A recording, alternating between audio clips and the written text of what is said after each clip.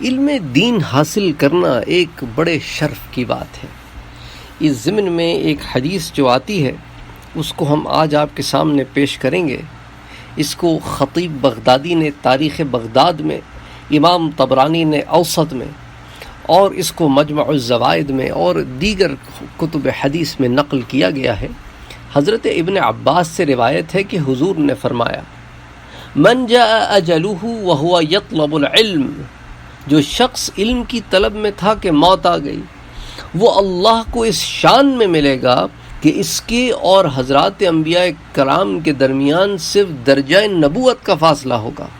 اور یہ درجہ نبوت کا فاصلہ اتنا اعلیٰ ہے کہ چاہے طالب علم دین کا مرتبہ کتنا ہی بلند ہو جائے، نبوت کے کسی چھوٹے سے چھوٹے درجے کے قریب بھی نہیں پہنچ سکے گا،